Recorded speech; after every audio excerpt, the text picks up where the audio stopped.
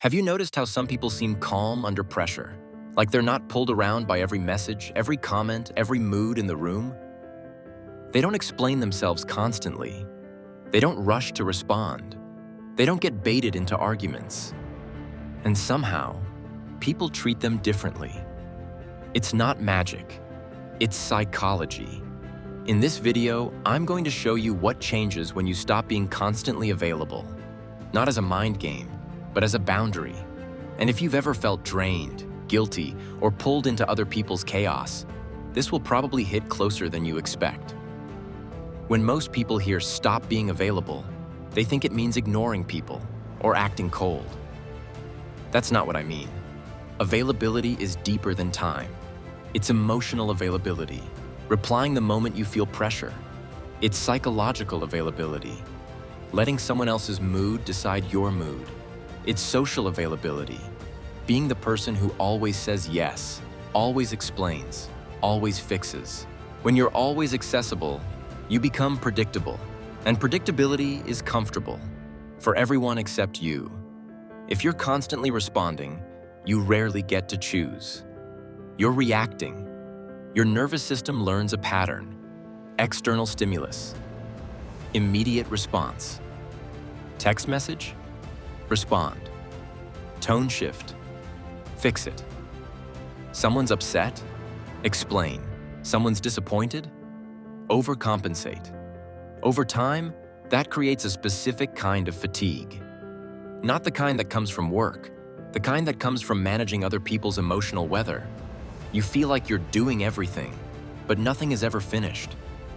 Here's the part most people miss. When you respond instantly, you're training people what to expect from you. And most of the time, they're not doing it consciously. Humans learn patterns fast. If you always answer immediately, they expect immediate access. If you always soothe them, they expect soothing. If you always explain yourself, they expect explanations. So the moment you change the pattern, a delay, a pause, a boundary, people notice. Not because you're wrong, because the system changed. This is where many people panic and return to old behavior. Because when you set boundaries, you'll often get reactions like, "Are you mad? You've changed. Why are you being weird? You're acting different." That doesn't automatically mean the other person is toxic. It means you removed a convenience they got used to. And the real question becomes, are they adjusting to your boundary or punishing you for it? That difference matters. Let's get practical. Here are 3 common ways people become overly available without realizing it. First, instant replying. You respond the moment you feel pressure, even when you're tired, because silence makes you anxious. Second, over-explaining. Instead of a simple "I can't," you deliver a courtroom defense. "I'm sorry, it's just that, here's why. Please understand." Third, emotional rescue. Someone is uncomfortable, upset, or uncertain, and you feel responsible for fixing it. These patterns usually come from something deeper: fear of conflict, fear of rejection, or a learned belief that your worth comes from being useful. Here's the core shift. Stop being available is really about self-regulation. It's choosing to pause before reacting, because the pause is where power lives. When you pause, you stop handing your nervous system to other people. You stop rewarding pressure with compliance, and you start acting from choice instead of fear. Silence isn't a weapon. Silence is space, and space is where you can think clearly. Here's a simple boundary framework you can use immediately. 4 levels. Level 1, delay. You don't respond instantly. You give yourself time. Even 20 minutes changes the dynamic. Level 2, short responses. You keep it simple. "Can't today." "Not available." "I'll get back to you later." No essay. Level 3, no justification. You stop explaining like you're on trial. A boundary is not a debate. Level 4, repeat once, then disengage. If someone pushes, "I understand. My answer is still no." Then you stop feeding it.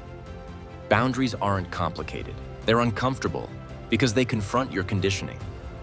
When you stop being constantly available, 3 things happen. First, you get your attention back. Your day stops being a series of interruptions.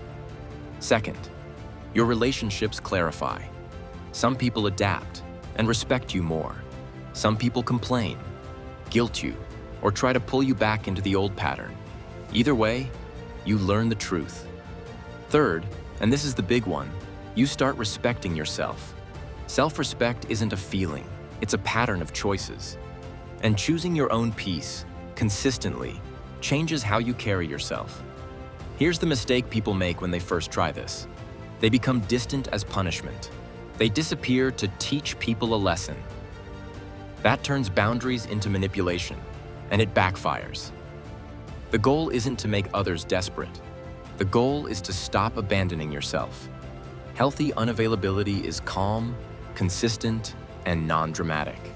Not cold, not cruel, just clear. Try this for 7 days. 1. Don't respond immediately. 2. Stop over-explaining. 3. Say one clean no per day, without guilt. 4. Notice who respects it and who resists it. If you want, comment the word boundaries and tell me where you struggle most. Texts, family, work, or dating. Because once you stop being available to everything, you become available to your own life again.